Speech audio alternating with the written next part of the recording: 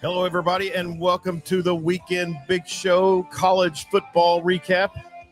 Saturday night in central part of the United States. I'm Chuck Ramsey, the Law Dog, here with you, streaming live on Facebook, Facebook, Twitter, X, and YouTube. Joining me, as always, is my partner, Jeremy Schroeder, ruler of the airways and recent attendee of an OU tailgate and the OU defensive clampdown on the Missouri Tigers. Jeremy, I have proof that you were at today's game. Oh yeah, I put that in. There it is. Yep. Our good friend Marty Wandry there on the pick with you, and you guys were down at the tailgate, and Marty had some time to go to the game today because he's been done with football since last week, but a little dig at Marty. No, Marty, obviously you guys are exchanging back and forth on the text thread and made it down there. And so now when you get to the tailgate for OU down in Norman, what is the, you're at a place north of Campus Corner. What's the egress time to go into the stadium? Man. So it's about, I want to say about a quarter of a mile north of Campus Corner. Yeah. So you got to go through all that. It's, where Step Brothers is? Not right offhand. Okay. Well, I mean, I think I know where. I think I saw on the map where you guys are at, the church where you guys are at. I can't remember. It's that big church north of Campus Corner, right? The big, yeah, not McFarland, the other one. Oh, McFarland's the big one. No, this one's a little farther north than that. Oh, okay. It's a bit of a walk, but it's a good setup. Yeah. We're not leaving it anytime soon.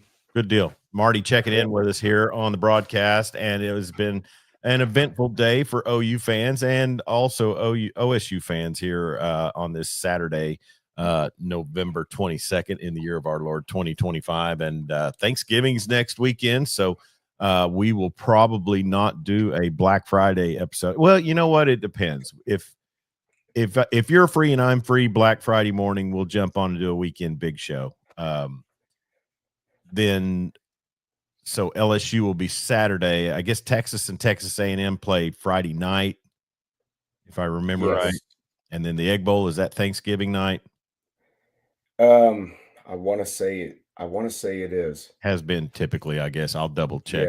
Yeah. But anyways, so we will be we will play the weekend big show by ear, but if we don't do a weekend big show, we will definitely do a college football recap next Saturday. So just all kinds of opportunities to be on the air here upcoming. And we missed a weekend big show yesterday because I was on the road to Broken Bow, Oklahoma, made the trip down there for high school football.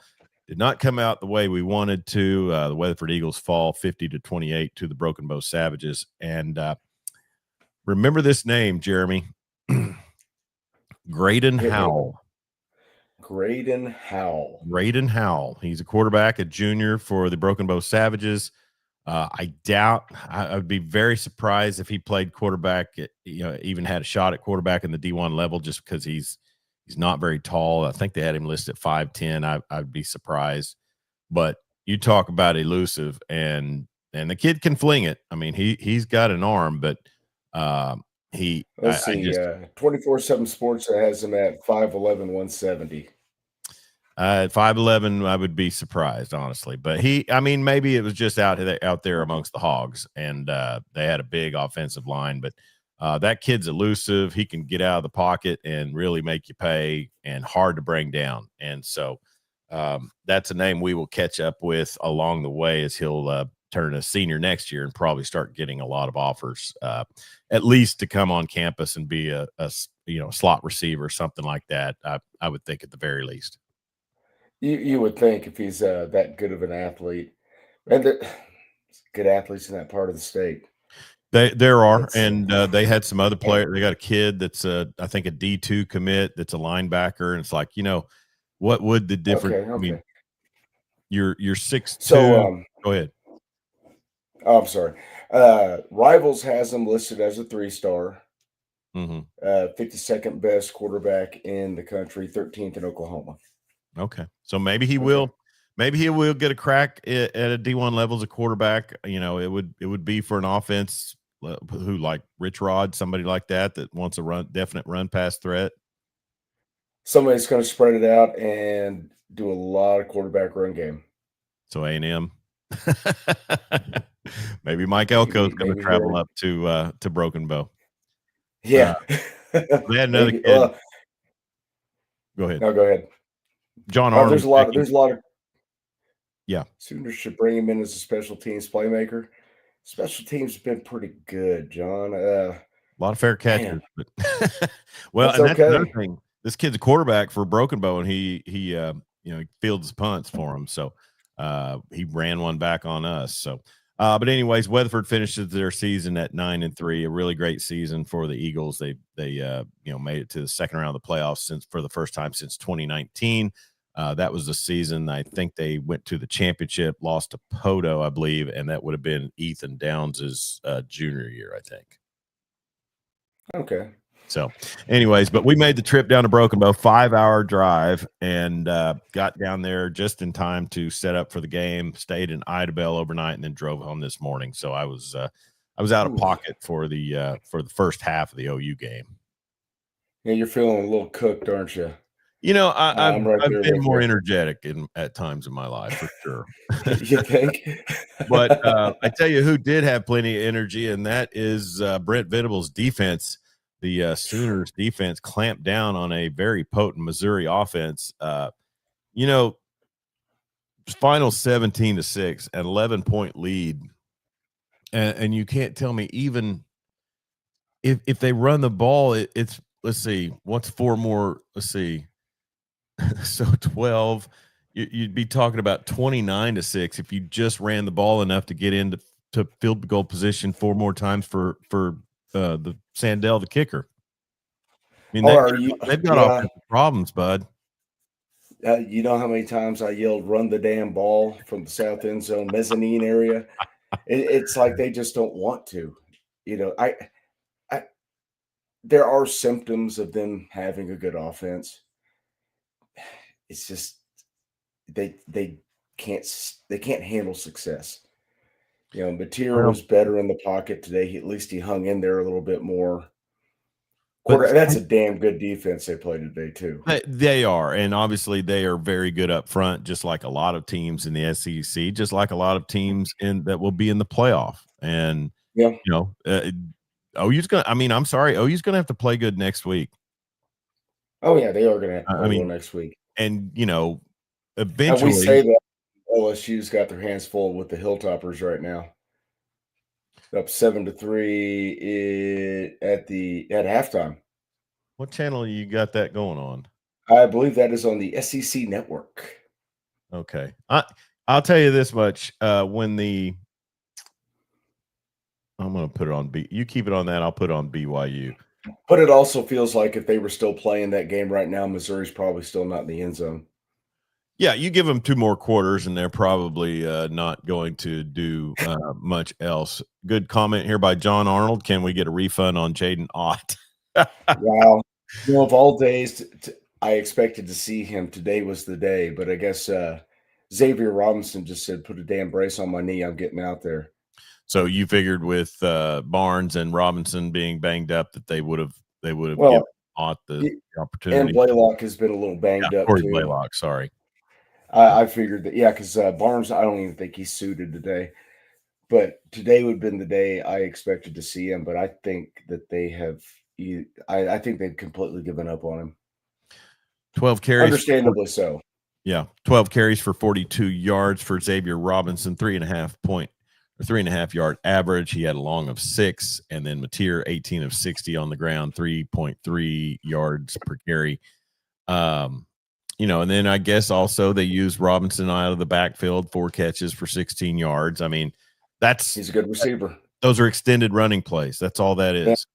Yeah. If he just had a little bit of wiggle, but he doesn't. It looks to me like his stock and trade is finding the hole when the hole's kind of adjusting. Is that safe to Yeah, say? and then just leaning on people because he weighs 240 Well, pounds. that too, but I mean, a big guy still has to, like, kind of gauge where the lineman's leading a player in. And I think I finally saw Arbuckle's frustration with Mateer boil over today Really? because the play before the 87-yard touchdown to Isaiah Sutania, they ran the exact same play, and Mateer completely missed the read. So he called it again. Yeah. I And heard then that. I they heard just let that him on go to the the house. radio. I listened to, and I heard the incomplete on the radio, and you could sense it in the play-by-play voice too.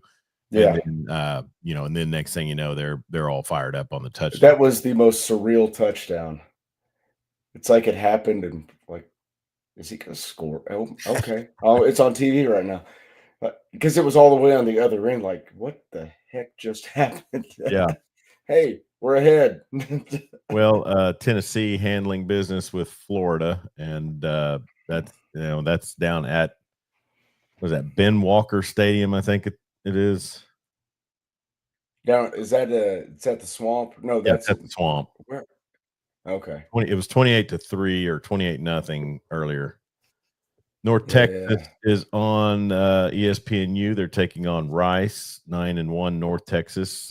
We mentioned on Twitter Caleb Hawkins, former North Rock Creek player, and he's been featured a whole bunch on College Football Final.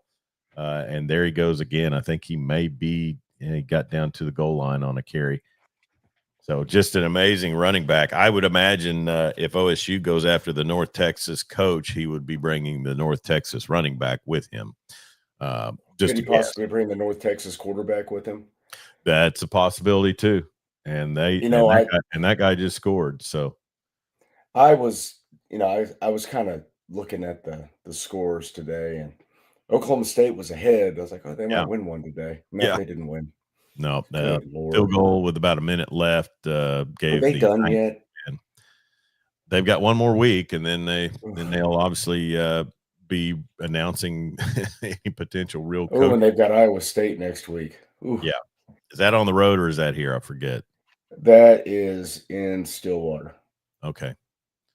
Boy, very fortunate for them not to have their final two games on the road, because I would bet if that were in Ames, I mean, nothing against Pokes Nation, but I would bet that would be lightly attended by the OSU faithful.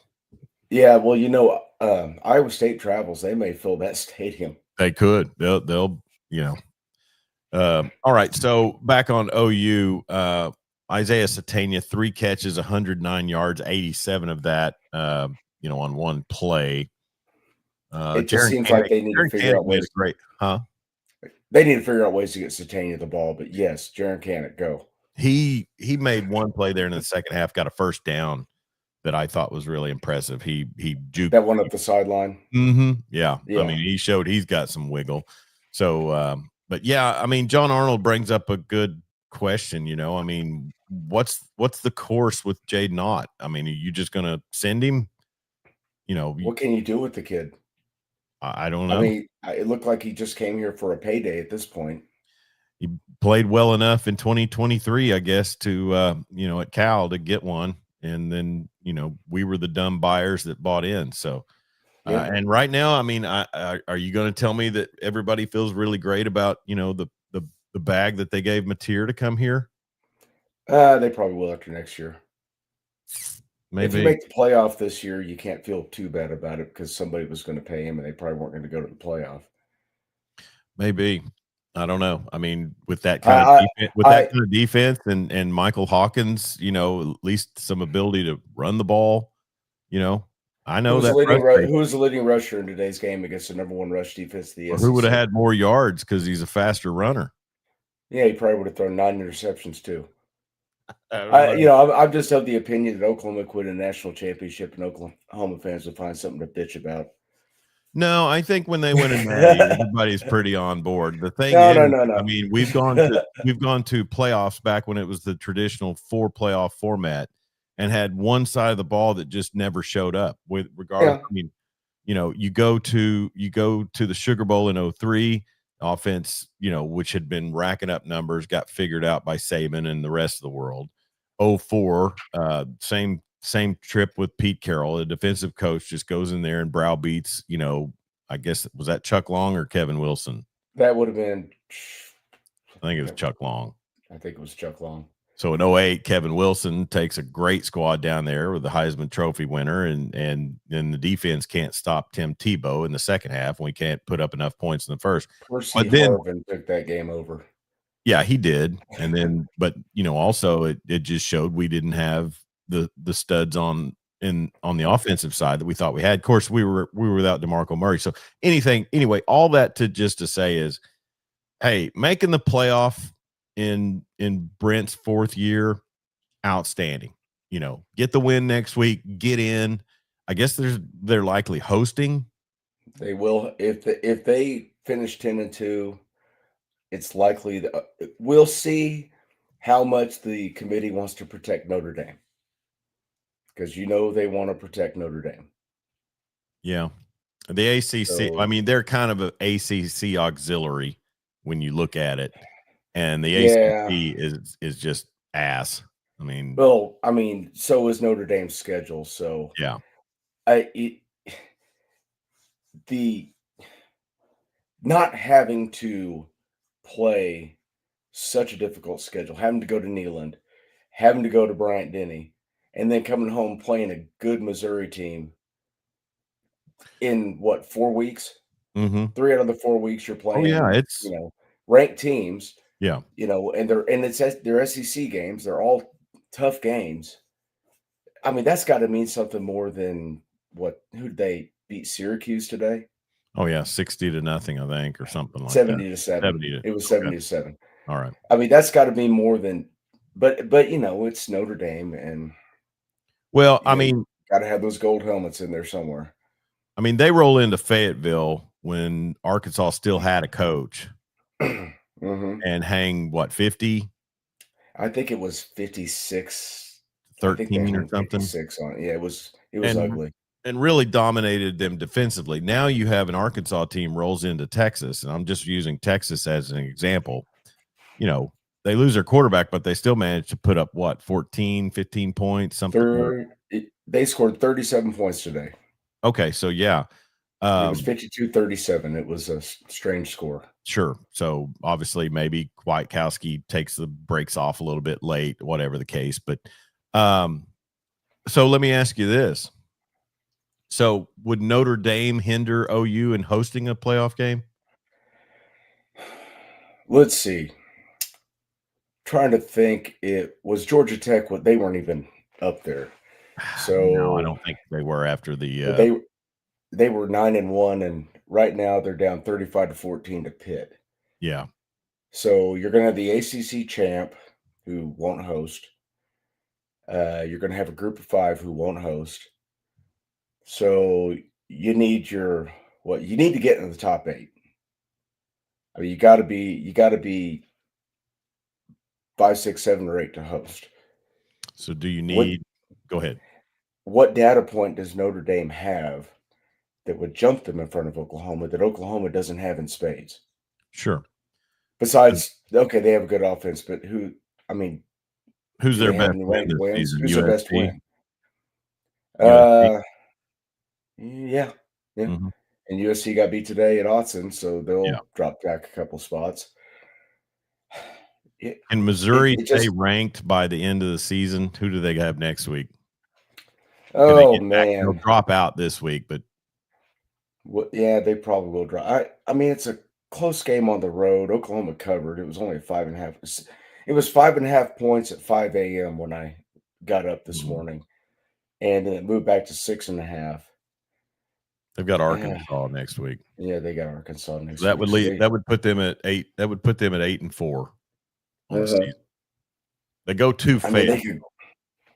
Yeah. And another thing, this late in the season, you should probably, if you beat a team that's number 20 and they drop out, that should count as a ranked win late in the season. Oh, they've got a body of work. Yeah. Marty, what is impressive is this defense is playing lights out without R. Mason Thomas in the last 2 games. Yeah, that is Taylor Wine, the transfer Jones from Florida State. Marvin Jones Jr. He caused that interception today. Got a hand on that ball. But I'll say Jacoby Johnson, man. Jacoby Mhm. Johnson had a beautiful pick today. That was a true ball don't lie moment after that horrible targeting penalty. A lot of people upset on the text thread about that. Watching the replay, it looked like it was there. I mean, I would, if that happens to an OU player, we're screaming for it. So, I mean, call it soft. his Call it hands. Come on. His hands were up. Well, I mean, top of his helmet hit the guy's face mask. I don't know. So, anyways, but regardless, that was a great play. But something else I was about to say is, Taylor Wine and Jones and those guys. You think about the benefit they have with David Stone and Dominic Williams and Grayson Halton and who's the other baby Jackson or is he out? No, Jackson played today. Okay, and you've got those four guys rotate. Strong. Who's that? Marcus Strong's playing a lot. Mm-hmm. So I mean, it works really well together, and it's funny today they were giving great credit to Miguel Chavis, and when I talked to Ethan Downs 2-3 years ago, interviewed him, he was really on the Chavis, bandwagon. That was his guy, and those dudes love that guy. Hey, production don't lie. That guy can coach. Yeah. Every one of his guys plays hard with motor, passionate. They play. But all those guys coming off the edge have been really, really good this year. Sure. Marvin Jones was just kind of a guy that he just didn't seem like he wanted to work hard. And then he's here and he's productive. Yeah. I think he knows how to get in those guys' heads and find something. Kendall Daniels, I think, also had a decent day, at least tackle. Heineke had 10 tackles. Yeah, Owen Heineke, and then, like I said, Grayson Hall, Cortland Guillory. That guy, I mean, give him his due. He's going to be that guy in the secondary. He really is. True freshman playing like that. And Boganowski would really be. Nice to see. So Powers is out for the first half next week. Yep. So you're going to see a lot of the boogeyman. Okay. Well, that is one area where they can afford, if you have to lose somebody, you don't want to, but if you're going to lose them for half, that's probably the place. Yeah. And we've seen that with our Mason Thomas, the original question there. I know. And our Mason Thomas missed that first half of the Auburn game. Mm-hmm. And he's missed the last 2 games. At least he, it's nice that he can have a couple weeks to, it'll be 3 weeks now. So, he might be able to go this weekend. That'd be cool. Maybe save him for a playoff game. I don't know. What do you think? You got to get this win. Yeah. All right. This one matters more than any of them. Yeah. Jaron Canick, 2 catches for 24 yards. His long was 17. I think that was the one we were talking about up the sideline. You said it in a nutshell. You were screaming it from the south end zone, run the ball. And got to run it. Running the ball is so interesting because we say this all the time, is you may not have the success early that you want, but if you stick with it, it's going to be there. I mean, what part of the equation do these offensive coordinators do they not get? Well, we had such an interesting dichotomy today. We had one team who couldn't run the ball. Yeah. Missouri. And one team that just flat refused to run it. It's like, no, we're not doing that. Yeah, we got 4 yards on first down. It's 3rd and 2. Fade route. Yeah, that was run the daggum ball. Yeah, listen, man, you put a 240-pound running back at any level of football and give him 20 carries. Those guys are going to get tired of hitting him. Bless your heart. Quarter, they're not going to be. Yeah. All those guys named Unity. They look great. Marty Laundry, the guy that had a hell of a game was Unity. He was all over the place making everywhere. There were 22 of them out there. I kind of took exception with one of our Texas Tech allies, Flatland Sports. He was talking about renewal of a rivalry, and they wear those ass uniforms. And I called him out and said, It's go ahead. It's just that silly. I called him out and said, same. What do you got going there, bud? I'm just moving some stuff around so I can put this microphone down. I said same team that mimicked Texas's icy whites on your biggest home game in history, and he kind of bowed out, but he did make a good point. I swear, Jeremy, a couple of times I looked down and said, "Are we playing Wyoming?" Right? Yeah. I mean, those were terrible unis that Missouri rolled out. At least roll out there with the gold helmet. That's Yeah. but all white. Come on, guys, Yeah, with the big bad. Michigan M on it. Big banana. But anyway, so Michael Busso checking in, saying good evening. Thanks. Well, and so looking at the landscape, Oklahoma State, as we mentioned, just a heartbreaker of a game for them. They go to Orlando, they take on Scott Frost and the Knights of Central Florida, 1-10 on the season, and they host Iowa State, as Jeremy mentioned. But it looked like Zane Flores and Gavin Freeman were starting to make a connection. They had 2 first-half touchdowns. One passing, one rushing. Flores gets the 6-yard score, but you're on the road, and your defense, I mean, probably limiting Central Florida to 17 is really, not a bad job for what they've had, been doing so far this season. But that's just gut wrenching to see them drop that one on the road. Yeah. When Gundy was fired, we talked about this. I didn't see any wins left on the schedule. Today they had a winnable game, and they're just not a good football team. They don't have any depth. It's guys down the roster guys going out there every week, and God bless them, they're playing hard. But sure, you owe it to those kids to let them know how much you appreciate them sticking it out and putting on those colors and going out and playing. Yeah, man. What they need to announce a coach soon, just to get some excitement in the fan base, because I'm telling you, there's none right now.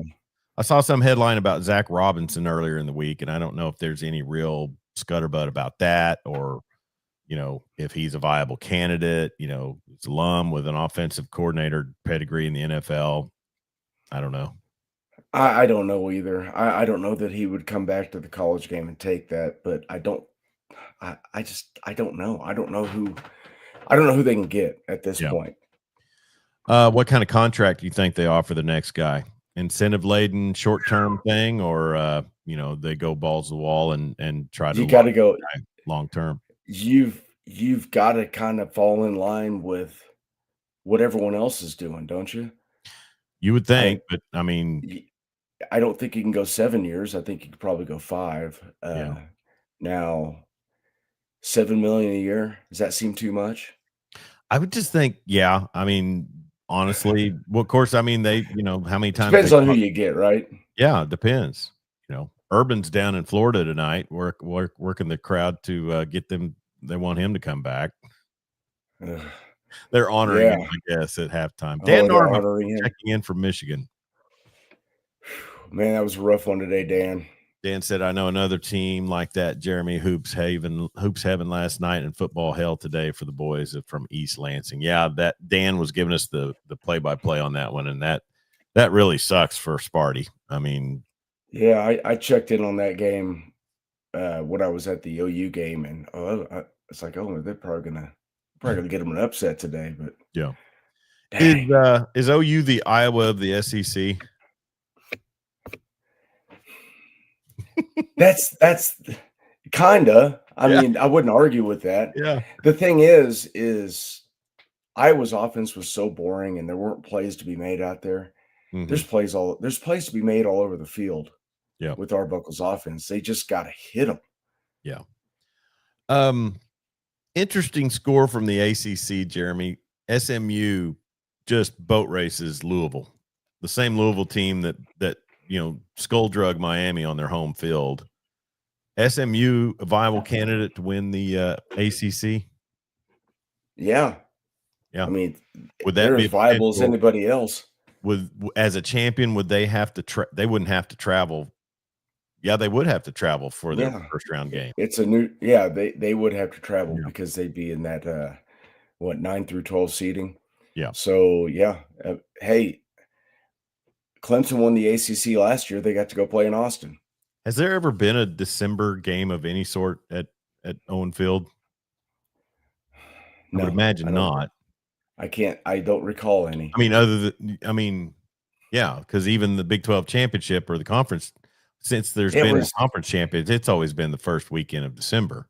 Right. And the years they only had 10 teams and didn't have a conference championship game, that thing was usually decided well before. So Ricky Rodriguez checking in says, "Morning, fellas. Y'all are barely waking up."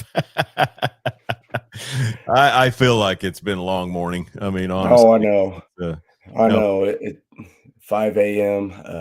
Yeah, I'm a little snippy right now. I'm tired. We were out of Idabel by 7:30, 7:45, which was pretty early for us, but none of us wanted to spend a majority, chunk of the day, into the daytime as much as we could on the road. But thanks, Ricky Rodriguez, for checking in, one of Marty's fellow Clinton Red Tornadoes. And then Dan Narva said the offense would not give the defense a chance. So I don't know.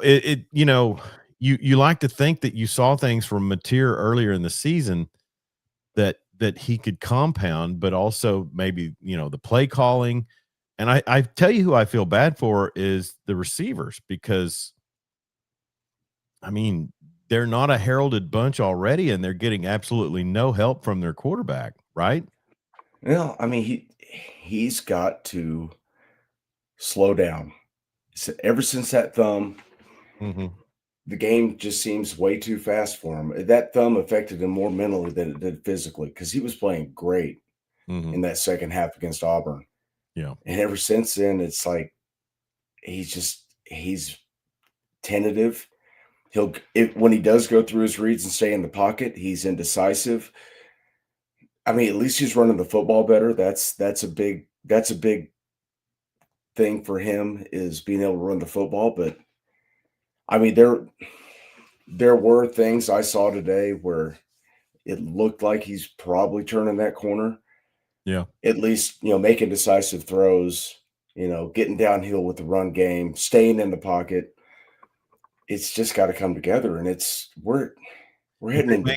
If they make a playoff, how easy or how difficult will it be for a team to scout him? What do you scout? What do you do? Well, you look at the first 3 or 4 games, or do you look at the end of the season? Yeah. This is what he could do. This is what he's been doing. We have no idea what this guy's going to do now. Yeah.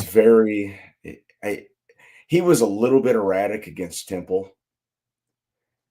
But I thought he got that out of his system, because they played Auburn that next week, and he played well, especially after the thumb injury, which is weird, because he broke his thumb and then played great for a half, went on the shelf for a little bit, and comes back, and he's just got a bag of cats in his head. Tulsa gets a 26-25 win over Army today on the road at West Point, and that puts the Golden Hurricane at 4-7 on the season. And I would say this: looks like they will wrap up next week with UAB. Did you see the story that a UAB player stabbed 2 of his teammates this morning before the dang game? I saw the headline. I didn't read it. I thought that was basketball. See the names, but I thought that was basketball. Oh, was it? I think. Hang on, let me go to. Oh, wait. Let's see. Player arrested after stabbing 2 teammates. Yeah, it was a football player. Yeah, that's what I thought. Wow. So they had an injury report. Corey Milliner and Caleb Brown were both questionable. Are you questionable after you get stabbed, or could it be somebody else? Well, they're in a stable condition. They couldn't put that on the injury report. What a bizarre thing. I mean, questionable. Stable. What kind of player was old what's his face the do nothing quarterback recruiting? Who was that guy? Let's see. Trent Dilfer. Yeah, Trent Dilfer. Let's see. We had Daniel Mincy, 6'4", 310 600-pound freshman offensive lineman from Pompano Beach, Florida. Well, I hope Trey Lamb has his team ready and wearing maybe some Kevlar or something next week when they take on the Blazers, because it could get a little hectic if you're not careful. Some of those stab proof clothing. Yeah, they're coming to Tulsa, so that will be, if Tulsa goes 5-7 on this season, that's a pretty dang good job by Trey Lamb. Yeah, I don't definitely. think Kevin Wilson left him a ton. No, and that is a tough job. You got to have all that energy. Yeah, that's a young man's job, and anybody that was any good that was on that roster last year hit the portal. Does a 5-7 record give him an escort up to a better job? That's the question. I don't believe so. It'd be a little quick. He's been a head coach all of one season. Yeah. So anyways, OU will host Louisiana State University next week. Or as an OU fan who attends the games, Jeremy, are you going to give them the same treatment that they would receive, that we would receive in Baton Rouge? I mean, you would always hope that would happen, but no, we'll be nice. Yeah. I was even nice to Missouri fans. I told myself I wasn't going to be, but I was. Well, it's just, it's the way we are. Here's the thing. Traveling fans are way different than home fans. Yes. If there will be an element next week of LSU fans that are just good here for the good time, and think about the boon that the bars are going to have next weekend. Oh my goodness. Well, you remember the Michigan fan that got the living snot beat out of him in the southeast corner of the stadium this year. Mm-hmm. I guess he forgot where he was, and we're nice, but you be nice back. It can definitely happen. Feel free to give us your comments on Facebook, YouTube, or Twitter X. We want to hear from you and tell us what you thought about today's game or games. Nebraska trailing Penn State 37-10. Matt Rule. Woo. Man. No better way to X out a guy from a coaching search than to go to bring him into your house. Sign an extension. Yeah, look what it did for him. He'll be fine. I know, right? I mean, I'm sorry. I've wanted that guy to have, pretty good success, and it is just not happening. But they are first and goal at the 8 now.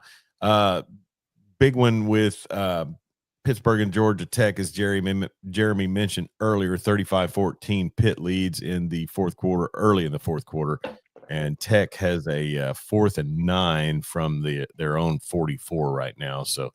And then Florida is down 31-0 in the third to Tennessee at home. And Western Kentucky, Maverick MacGyver, baby. I don't know if he's playing tonight, but that is his squad. And it is not. Wait, hold on. Oh, it's got to be Maverick. No, I think he's been hurt. And I don't follow Western Kentucky that much, but they've got they've got a quarterback, let's see, Rodney Tisdale. And so MacGyver, I think, has been out. But anyway, so just a dogfight for the Bayou Bengals at home against the Hilltoppers. So that one is pretty early. Well, no, it's early in the third quarter, 7-3. So and Michael Van Buren Jr. is 15 of 26 for 143, a touchdown and an interception. So is Nuss hurt? Is he just done? I mean, what's going on with him?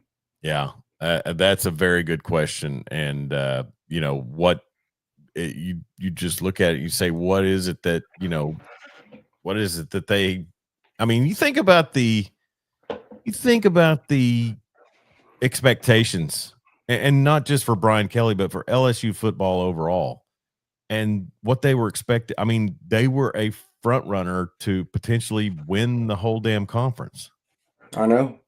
And it just, I mean, they're 6-4. They're going to a bowl game, but just awful Awful. So they could be Brian, 7-4 rolling into Norman. If they lost that, they'd be 7-5. So 6-5, and you think about the circumstances when Brian Kelly took that job.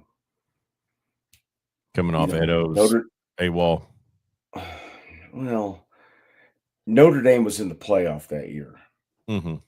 He takes the LSU job because he can't win championships at Notre Dame. Yeah. Well, Marcus Freeman's doing pretty daggone good. Played in the final last year. And Kelly has not sniffed the playoffs since he's been at LSU. And it's that thing we talk about fit. And this is, if I were friends with Lane Kiffin, this is what I'd tell him. First, number one, you're a douche. But secondly, is, you've got to go where you think you're going to fit. I could see him fitting at Florida better than I could see him fitting at LSU. I don't know who LSU can go out and get, but I guess they brought in Saban from Michigan State. And if you run the program the way you want it ran, I guess no matter your origins, and I guess they've had the guy who felt like a perfect feel, and he just decided he was going to feel other things. But, just Go Tigers. Go Tigers. Go Tigers. I'd be interested in some of our listeners' takes on this. Who would Les be Miles was a good fit there. He did okay. And he's a Michigan man.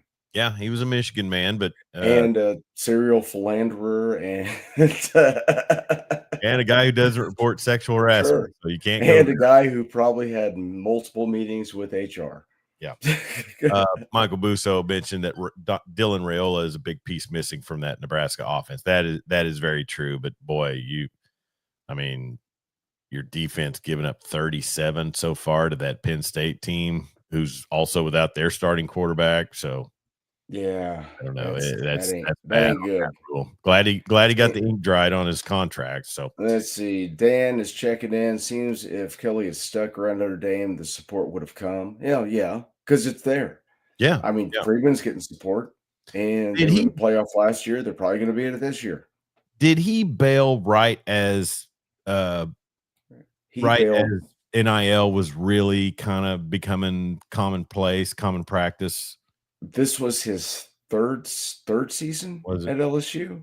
And by that I mean, remember when NIL first started, happening, you had like the $50,000 that the Texas offensive lineman would get from the collective down there, and that took me aback. But then to me, it's just advanced so much further than even that.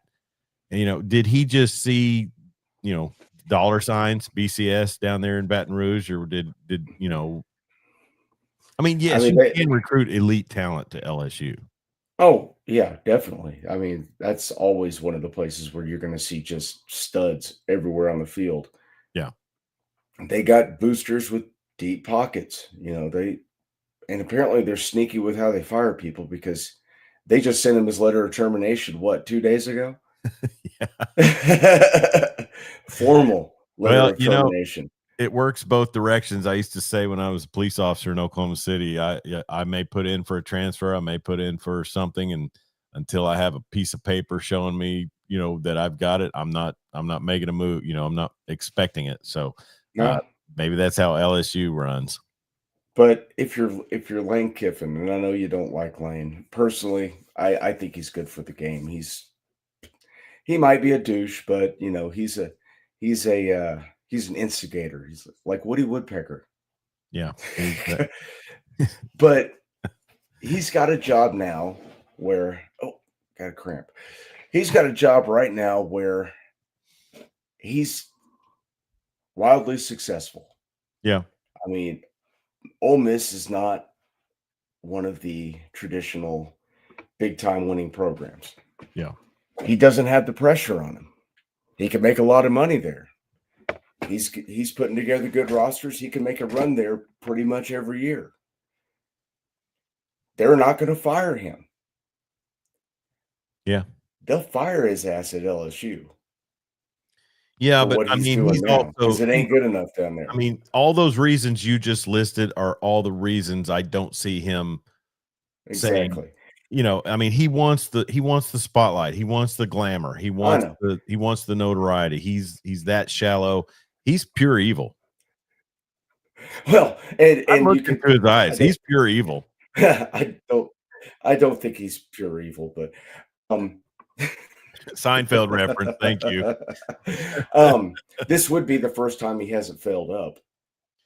Yeah, and that's I had our producer on the football broadcast, Chad Gray. We were talking about it today on the way back, and I sit there and I was trying to piecemeal the timeline because he was the one fired on the tarmac, right? Yes. Coming back from UW or Yes. Oregon, one of those two, He and was fired on the tarmac. yeah, so And he took over USC when they were crippled by probation. yeah, and then did After did Sarkisian follow him there? I believe so. Sarkisian And it was was directly after Sarkisian, him. then Helton. Yeah, Yeah, yeah. that Well, sounds I right. mean, so, talk about a program trying to grab onto the glory days. But he and I found myself really explaining the failed up concept with him. And okay, dad's a renowned defensive coordinator. You're born on third base in essence in the coaching world. Mhm. Is that Black Panther there next to you? It is. This is my daughter's. It just Okay, happens to be in here right now for some reason. cool. Well, you are into the Marvel movies, so good for you. But no, I mean, and I sit there and as I kind of grazed over his career, I just thought failed up was the first thing that I came up with to explain it. But I think honestly, Jeremy, once you If once someone once ever you go asks to you the to, once you go to the Nick Saban rehab for wayward coaches, your pathway's glossed. well, didn't work out for Mike Stoops. But if anybody ever asks you to explain the concept of failing up, just two words: Cliff Kingsbury. That's probably the case study. Yep. I Yep. mean, hey, he knows Mike Leach's offense. Hey, he had Johnny Manziel as making him a head coach. Hey, he sucks as a head coach in college. Let's hire him as a head coach in the NFL. Yeah. And Yep. really, it kind of worked for Kevin. What was his name that was at OU? Then went to A&M. Kevin Kevin Sumlin. Sumlin. All Yep. that stuff all the offense that went on at OU, and then he gets the A&M job, and then just wasn't ready, I guess. But I Well, don't if you know. had Johnny Manziel, you have a cheat code. You don't really have to. No, you don't. He is the system. Hey, Jeremy, we've got 38 viewers, it says right here on the program. So happy Would you Saturday look at night to that? all those folks. We will, keep talking here for a little while longer. Michael Busso said, is it Ohio State, Indiana for the Big Ten championship? Yeah. I mean, Yeah. Oregon can't pass Indiana, can they? No, they've got him head to head. Yeah. Indiana, Ohio State still undefeated. So Texas gets the big win over Arkansas today, and I know our friend Connor wasn't able to join us, our resident Arkansas fan. But I'll say this: for whatever was going on early in the season with Arch Manning, they have remedied that. And if it's just a matter of I give the kid credit; he can move the pocket. Yeah. And then he's able to fire, on the run. So they're seeing some things. Granted, he didn't do anything last week against Georgia, really. Nothing of significance. But then, today he just lights up a really dilapidated Arkansas defense. So kudos to him. Having said that, they're gonna boat race A&M. I know this in my bones. Why do you know this in your bones? Because that's just I've watched college football for 40 plus years, Jeremy. This Texas team, and did you see my tweet earlier this week? When I they retweeted. come running out of that giant uterus in the end zone with those beautiful white helmets, there's just no stopping them. Did And Narva says, I think you're right, Chuck, on the timing. It's bad. It's just bad. and that's I just don't care. I don't. I don't like A&M. I mean, I Well, think Elko's I probably like a A&M heck of a a coach. ton better than Texas. I can watch A&M win and be okay with it. I want Texas to lose every single game they play. I hate them that bad. I You despise them. got your white pants on down there? No, I do not. Thank you. But I mean, Yeah. earlier in the week, Kyle It would. Umlang, who's a very high followed Texas tweeter, I think he put something about, this will be the year that the best team in A&M history will roll into DKR and get beat by a crap, Texas team. And I just retweeted. I said, "Never change, Horns," and that is the whole, unless A&M's defense can go in there and do a little more than what OU's defense was able to do against Arch. I would be surprised if Marcel Reed has a game like he had in South Bend against that. They'll be it's just motivation. Yeah. And there were Texas fans 10 years ago that would have sold their children for 9-3. Oh yeah. You But think all those people that had season tickets during the Vodka Tom era would? Well, now I guess they did have.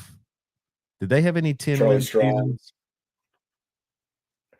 Yes, the year of the infamous "We're back." Yeah, so they were in the Big 12 championship and ended up with their bowl that season. I think winning 10, right?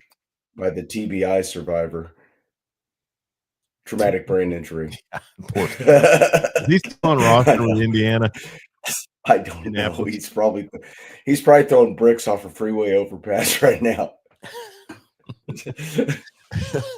All right, so Texas gets the 52-37 win over Arkansas, and Bobby Petrino not quite wielding the magic wand that Arkansas faithful thought he would when he was handed the reins. Taylon Green got hurt in that one, and then the backup came in, and he just was not great. But they just don't play any defense, and they haven't all season. Texas obviously pulled out the Philly special because there was a pass from Livingstone to Arch Manning for 4 yards. So they had to go trickeration against the Hogs. Well, better get it out of their system before they got A&M. Yeah, apparently they're going to win by 50.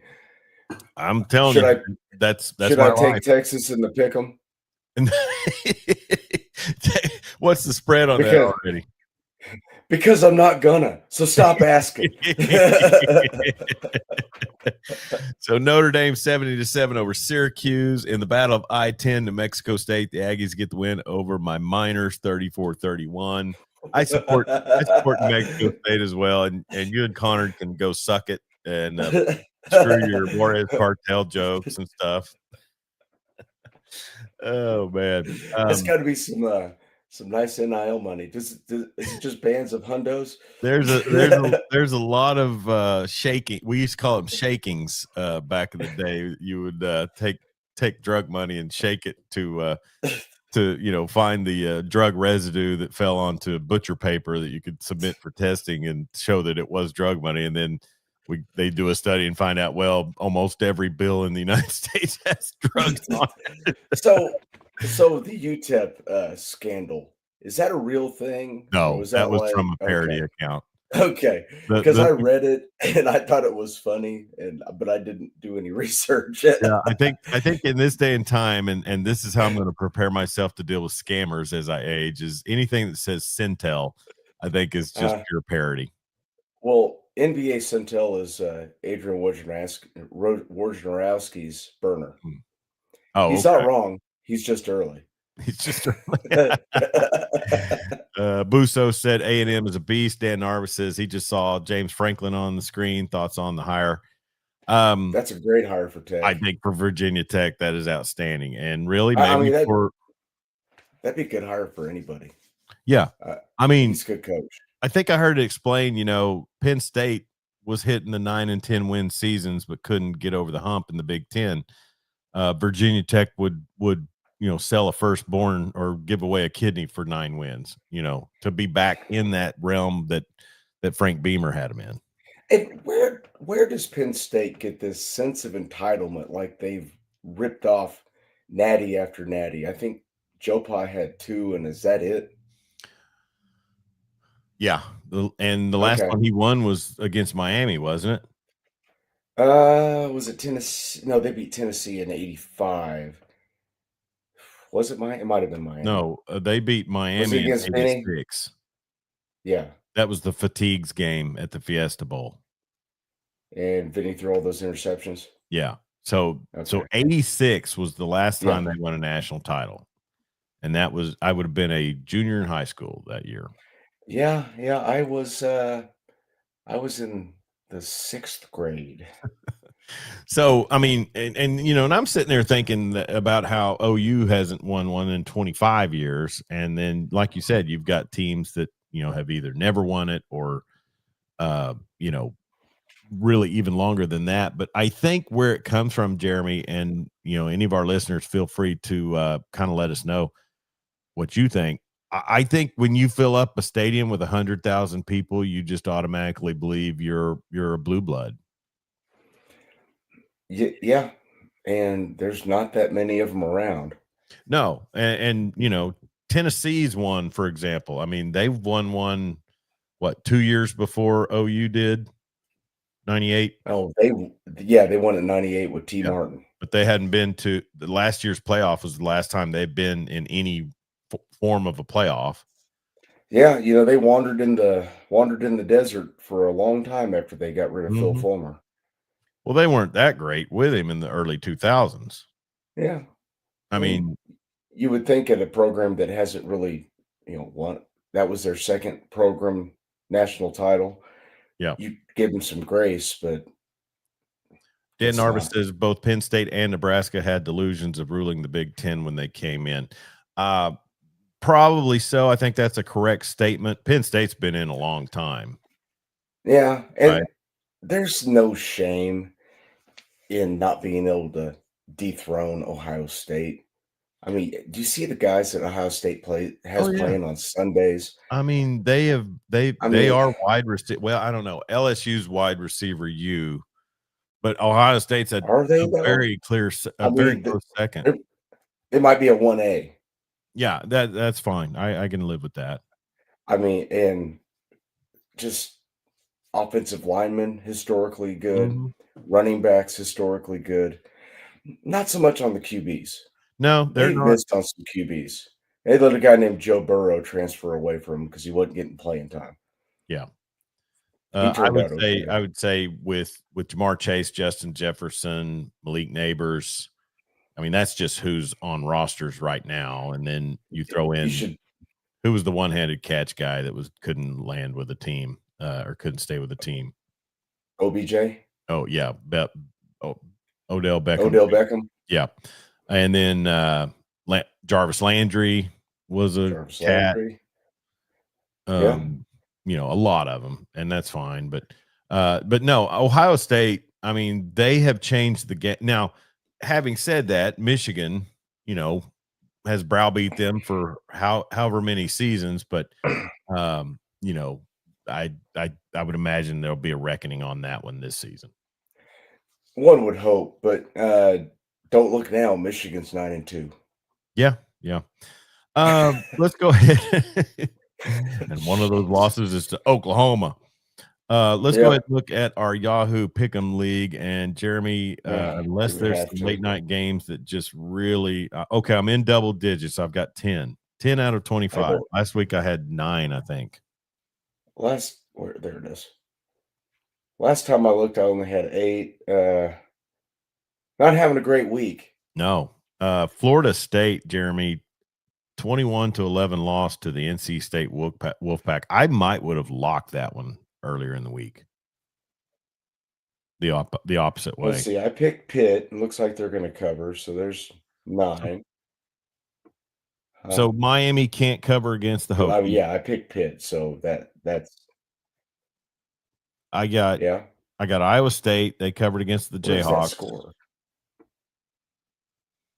I took Mizzou to cover the 7.5. Mm. Ponies covered the 2.5 that I had on them in a big way.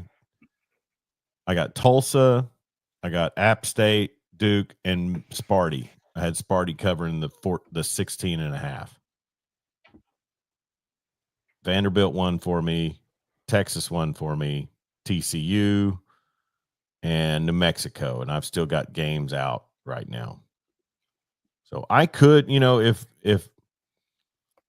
Tech ain't going to cover that. They're not going to come back and cover that 2.5.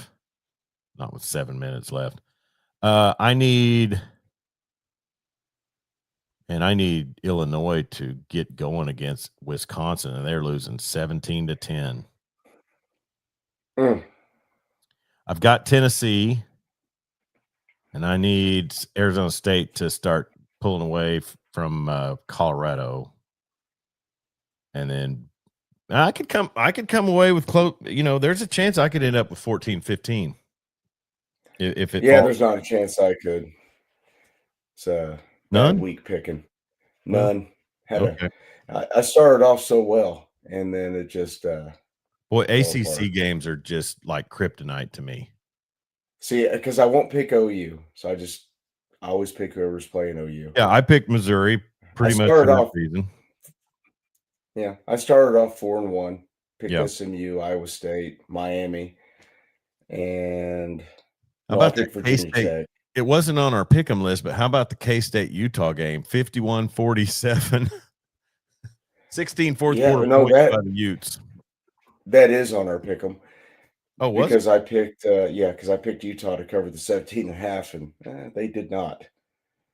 No, but they I had them covering that as well, and that was in Salt Lake. And I think what's K-State do with Chris Kleiman? They're 5-6. Well, do you just adjust and say this is what we are now? There's going to be good years. There's going to be bad years. Yep. You just gotta live with the decisions you've made and the resources you have. Yeah. Bringing in a new coach in that situation is not going to get them any more money. But that's what I said about Tech back when they got rid of Matt Wells. My contention was who is it do you believe you're going to get that's going to come in here? Well, so when Cody Campbell's son signs with OU, are we going to get some of that dough? Because he was on an official today. Really? Yeah.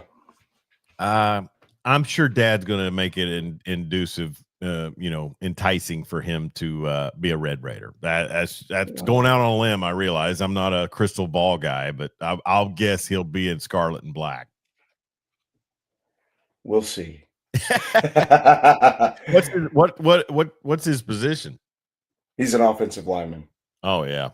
Yeah, maybe he met Cooper Hackett on an official visit to Tech, and they hit it off, and they're going to come to Norton play for Beatonball. There you go.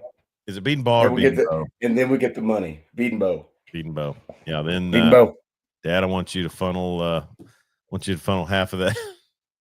Billions. Billions. We need a north end zone renovation. We got to add those 7,000 seats back somewhere. All right, so exit question on the OU Sooners, and they, like I said, will host LSU next week. Let me see if I can find a line on that, Jeremy. They'll be favored, but nothing that I'm seeing on the score app so far. So whatever, but that it will drop tomorrow. What do you think about the 2:30 kickoff? For a home game, it's a good time. Okay. I don't like it. It'd be a night game, but we talked about this before. I don't like 2:30 kickoffs for some reason now. Maybe it's because I accomplish things way slower in life. It's just all it is just, a wasted day for me because I waste the morning and then I waste the evening. So give me 11 o'clock or give me 6:30, one of the two. I understand because I got home from the game around 3 today, went and did some shopping with the wife and daughter and, had a nice little afternoon. Yeah. But the football power index has OU as a 70% chance to win that game. Yeah. I mean, I winning's one thing. I was just kind of interested in what the So What you would like to see OU go out and score 30 points. you'd like to see something of that nature. So, mission accomplished on, just jack slapping fat Andy Bernard today. That was a really nice perk. Did you listen to Dari Noka when he had him on the ref a couple of days ago? No, I didn't. You should listen to it. And He in all is transparency, go ahead. huh? I was going to say, in all Oh, transparency, I need to get 97.3 the score to somehow move away from Dan Patrick's show and be running Dari Noka. yeah, it's a really good show. I mean, he had Beamer on the week they played South Carolina because he got connections, so he can get these Oh guys yeah, on. Well, he's the he guy. had Drankwitz on, and my God, he is likable. Don't And say I that. don't like that. I know. Stop humanizing him, right? Yeah, that He's don't work for me. he's from Norman. He grew up an OU fan. He's very affable. He does a great He grew interview. up He's in very calm. Norman. Yeah, I didn't know that. I didn't either. And it's like, okay, well, So what's his history? What's his course of what's his path to where he's at now? Was he start out as a grad assistant somewhere and I'm sure he did. Let's see. So he was an assistant at Alma High School, Alma, Arkansas. oh yeah, because That's Connor that's where remember the Connor went to school. Yeah. yeah. And then he was Springdale High School, and then he was quality control coach at Auburn. Then Arkansas State as running back, then OC at So he's Arkansas kind of the State. modern day Gus Malzahn, is what you're saying. Yeah, then he did a couple years at Boise as a position coach and an offensive coordinator. Then he went to NC State as an OC, Hmm. and then Appalachian State as the head coach, and then Missouri. Okay. Born April 12th, 1983 in Norman, Oklahoma. Wonder where he graduated high school or if they stuck around. Let's see. I mean, you don't have to look it up. I'm just Personal. wondering. Oh, I'm Michael already on Busto his says, I page. hate 11 a.m. kickoffs. Leave that for the Eastern time zone. Yeah, I mean, it's not preferable, but we've been conditioned to it, right? Uh-huh. I mean, you went on a That's whole what rant that I turned into a reel that, it about was, 11 a.m. kickoff. today was not a prime example of that. For some reason, the stadium was a little sparse right at 11 o'clock, Really? but it picked up. Yeah, it's cold. People are wieners. Yeah. Get your ass to the game. In Jeremy, in 1991, I went to a game. It would have been in probably November, and it was OU under Gary Gibbs taking on Kansas State, which I guess that would have been at the early era of the Bill Snyder tenure. And I think it was before Chad May, but those were the days when Gary Gibbs took heat because he, run the ball on first down, run the ball on second down, try to pass for first down on third, right? Mm-hmm. And so the snow rolls in right before kickoff, and it's cold. And I didn't drink back then, so I'm sitting there with a friend of mine, and these 4 or 5 dudes are sitting in front of us, and they got all their hunting gear on and stuff, so they're pretty toasty. I was bundled up, but not quite to that level. And they're passing around a flask, and we go. And I just said, "Well, I know what's keeping them warm."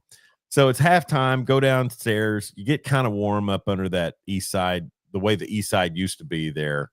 Had a Sure. hot chocolate, got a little warmed up. Go back up. It's worse to go up and get cold again. Oh yeah. Terrible idea. So we're sitting there, and those guys are still passing the flask. And one of them leans back to me and goes, "We must be pretty hardcore to be sitting through this for K-State." And I said, "Yes, you are, and I'll see you later."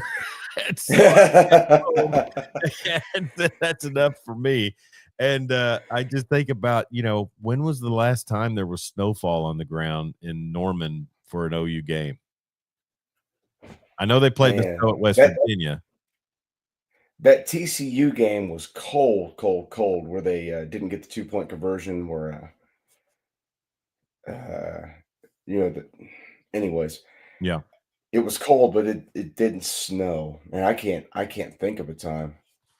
Well, and I remember I didn't go to the 2000 OU Texas, but I talked to people that did, and I think even Sports Illustrated wrote it up.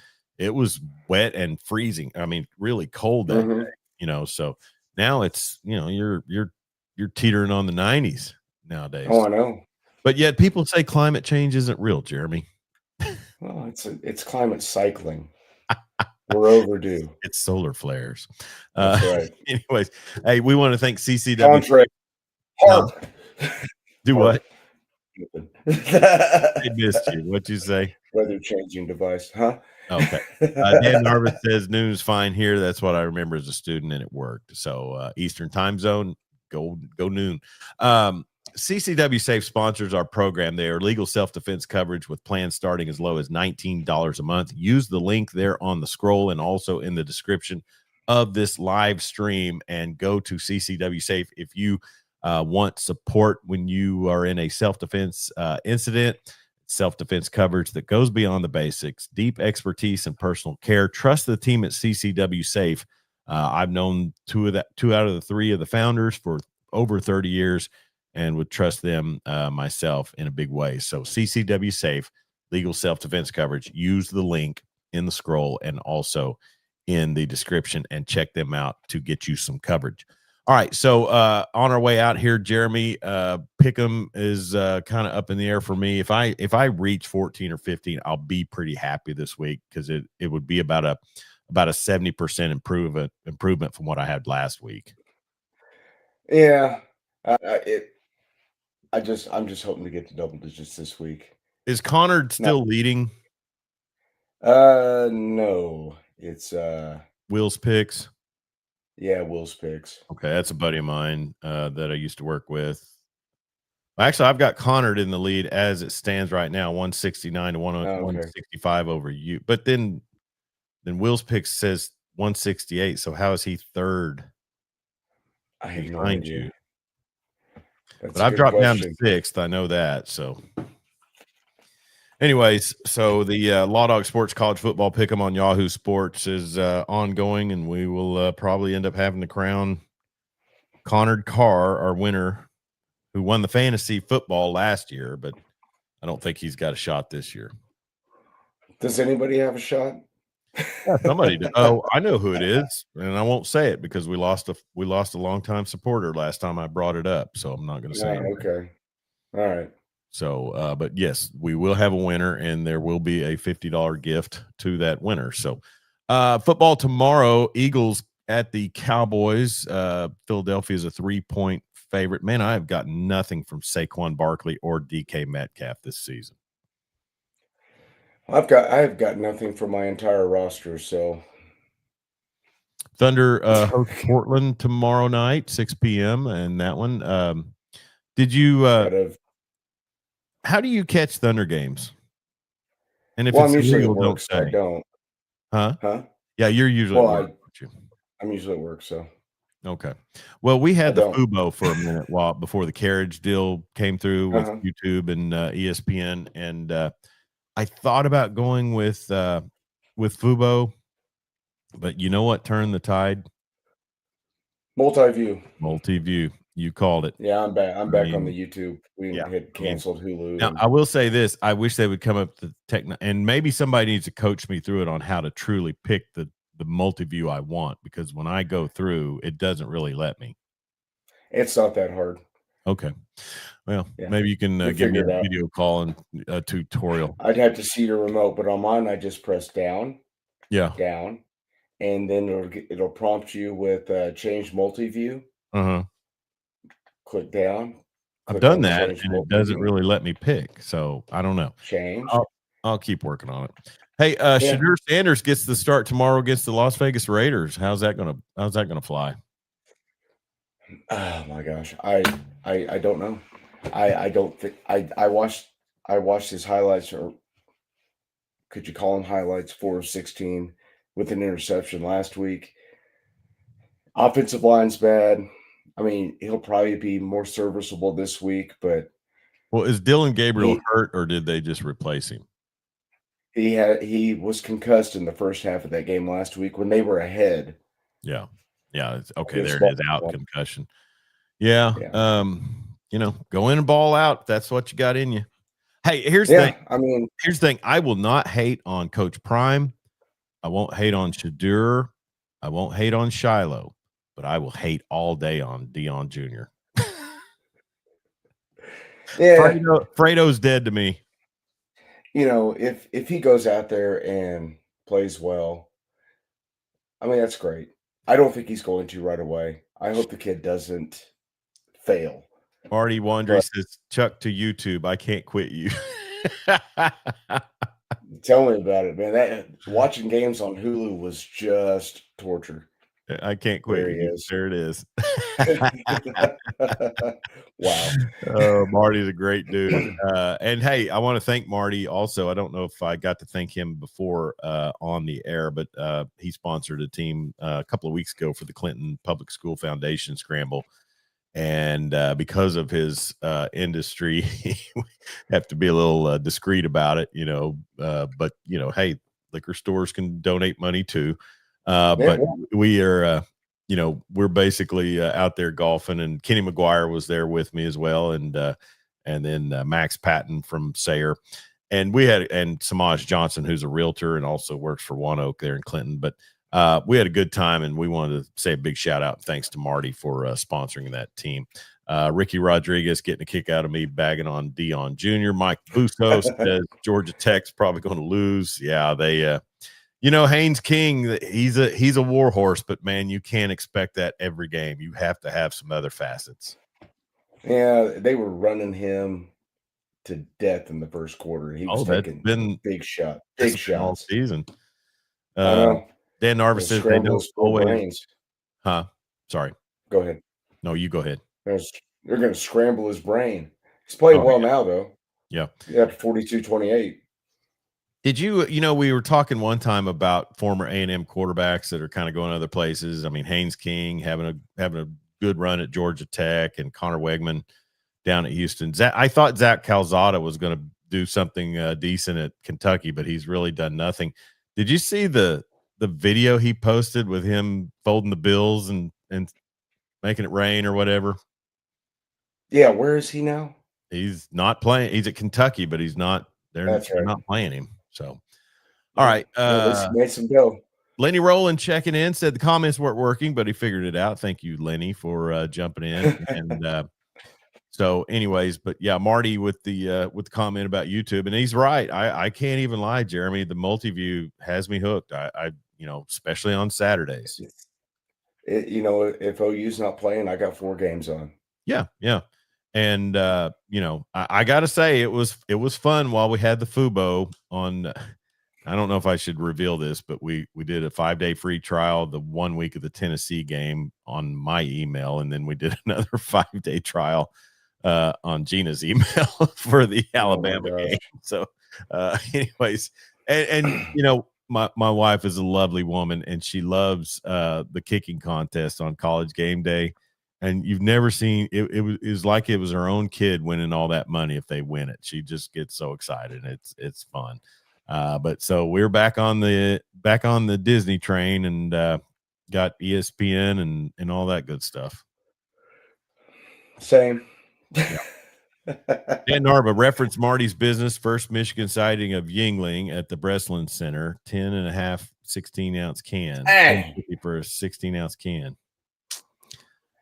Yingling's okay. I can do the flight. That lager's not my bag of tea. I like the lager, but it doesn't like me.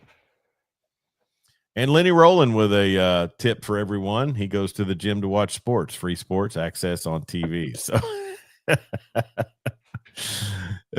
Lenny directs his funds other places, and I can't blame him for hosting a massive tailgate, sounds like. Well, we're going to be logging into my YouTube TV on Thursday at Lenny's house so we can watch football. And Thanksgiving is coming up. So as we get out of here, let's wish everybody a great holiday. Be safe out there. And hey, I want to apologize, Jeremy, because for about the last 8 days, football has been, not college football has not been really a blip on my radar. We did the weekend big show last week. I had a playoff game that night. I had two D2 women's basketball games the next day, and then I had a women's basketball game Wednesday at SWASU. And and then coming back from Broken Bow from the playoff game last night, I just college football has been on the back burner for me, so I apologize for that. But we did. Maybe I need to do that more often because it's been a nice little 3-game streak for OU. Well, you need to cleanse your palate with some Tuesday night action. I Ooh, don't yeah. know who's playing this week, but it's got to be snowing in Ohio, right? CUSA weekdays, baby. Yeah. Weekdays CUSA. That's what it was. All right, let's get on out of here. He's Jeremy Schroeder. I am Chuck Ramsey, the Law Dog, and we are the Weekend Big Show College Football Recap. Thank you for tuning in. We sure appreciate you. This is the highest number we've had, Jeremy. 41 is what I show right now. So thank you, everybody. All right. Yeah. So and I think most of the times people want to hear about the game or what other people think about the game. So we'll ride it. Hey, we got Western Michigan at Eastern Michigan Tuesday night at 6:30 on the Deuce. Action. Tuesday night action, baby. Tuesday night action. All right. Thank you to all of our commenters. Thank you for tuning in. We appreciate you very much. And we will let you know what it looks like on Black Friday for the Weekend Big Show. Follow us on Facebook at Law Dog Sports, also on YouTube, and also on our Twitter X page at Law Dog Sports. Dan Narvis says, thanks, guys. Happy Thanksgiving to everyone. Happy Thanksgiving to you, Dan. Thank you so much. Happy Thanksgiving, Dan. Happy Thanksgiving to you, Jeremy. Are you working this week? I work till Wednesday, then I'll be off for the holiday. Man, that's a smart move for you because I've said this for years, and you've heard it before. The night before Thanksgiving is the worst night of the calendar year. Nothing good happens the night before Thanksgiving. I speak from a lot of years of experience. So, anyways, be safe out there. Don't text and drive, and sure don't drink and drive. And we'll talk to you next week. Happy Thanksgiving.